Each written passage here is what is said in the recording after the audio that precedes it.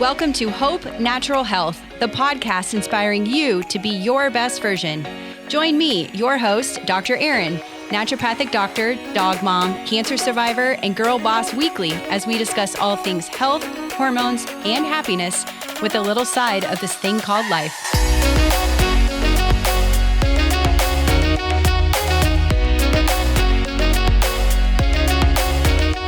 Welcome back to the Hope Natural Health podcast, where I try to get you healthy the right way.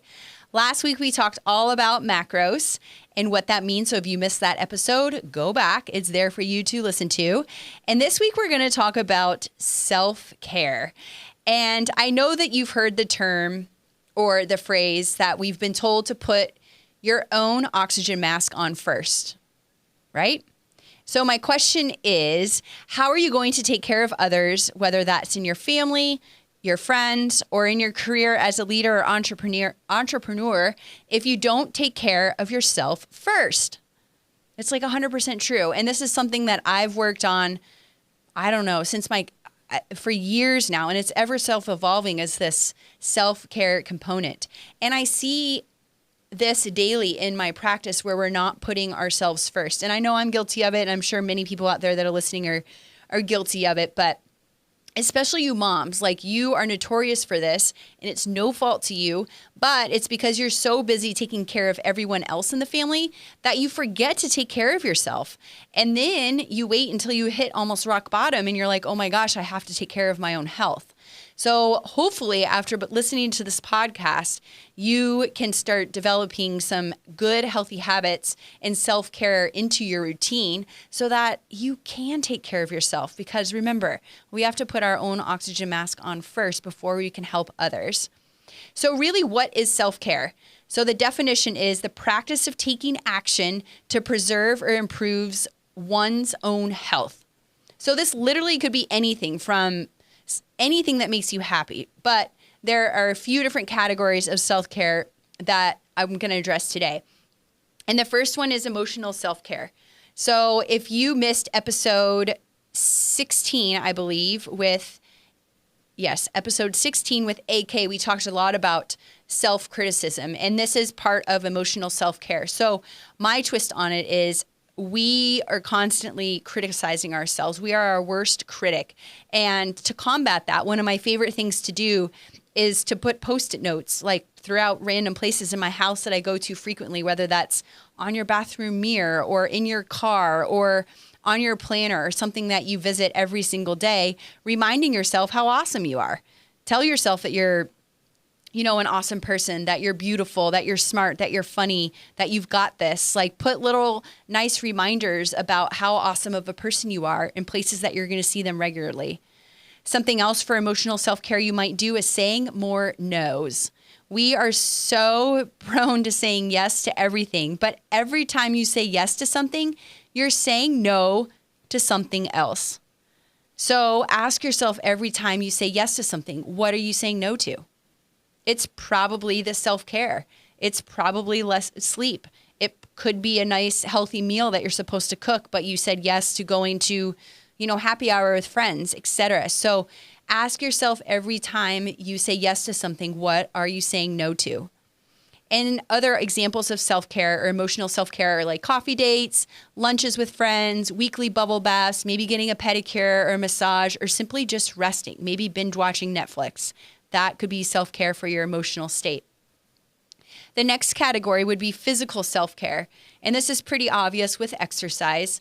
And there was a study published in March of 2019 by JAMA who said that people who exercise between 2 and 8 hours per week throughout their lives reduce their risk of dying by 29 to 36%. So that's a huge difference just by a little bit of exercise.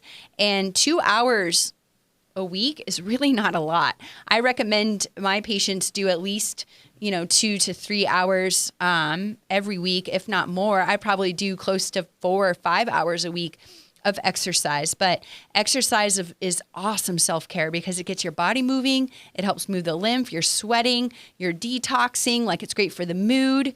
It's just one of the best things that you can do for yourself.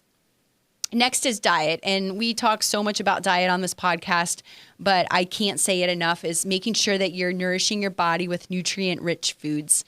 Go back to the last episode, episode 17, about macros, so you can hear what you should get as far as protein, fat, and fiber goes, why sugar is bad for you. And I can do a whole nother podcast on sugar. But diet is so important. You have to fuel your body with the nutrients. And of course, sleep is awesome physical self-care. Your body does most of its repair at night while we're sleeping. So if you're not resting, or notorious for, I'll sleep when I'm dead. No, I encourage you to reframe that. And it's not so much as laying in bed for 8 hours. It's the quality of sleep over the quantity of sleep. So making sure that you're getting a solid 7 to 8 hours of actual sleep where you're sleeping per night is essential for all of our organ functions. And the last category for self-care is spiritual self-care. So this could be attending church. This could be spending time in nature. That's where I get my spiritual self-care. It could be meditating, or it could be simply paying it forward or practicing gratitude. So paying it forward, we all know that. Like if you're in a line at a coffee shop and you pay for the person behind you, which I don't know why they say pay it forward, because it's paying it backwards, right? But it's paying it forward. But you could also like pick up someone's tab at a restaurant if you see, someone sitting there alone. I did this one time at my networking breakfast. She was just sitting there by herself having a breakfast, and I just picked up her tab. There was a homeless man that was eating at a restaurant we were at last weekend and was counting his pennies outside of the restaurant before he went in, and sat there, and all he had enough for was chips and salsa and I think an iced tea. And so we bought him a gift card so that he could pay for that meal and then get, some more nourishment. But things like that to really pay it forward, and practice gratitude. Be thankful, even if you pay taxes. And we don't like to pay taxes, but be grateful for the opportunity that you can pay taxes. Things like that. Also, there's also some other wellness and spirit considerations that we can take to put in with self-care. And that's, are you getting enough sunlight? Vitamin D is so powerful for our energy, for our mood, and mental clarity. And so with this pandemic, a lot of us are working from home and we're stuck between four walls, and we're not going outside to go grab lunch like we used to, or walk from the car to the office, because we're stuck in an office and we're stuck at home and we don't really go anywhere. So I challenge you to take a 5 or 10 minute break and go walk around, the block at your house, or even go outside. I oftentimes, if I'm working from home, will run outside and just sit out there for a little bit, because it's awesome. Especially in this time of day, in the afternoon when you might be a little bit tired, go outside and get some sunshine. Again, with the nutrition, I just want to pinpoint one quote that I forgot to mention, but it's from Hippocrates, the famous Greek physician that said, "Let food be thy medicine and let medicine be thy food." It's 100% true. And then we also have to look at relationships and our connections.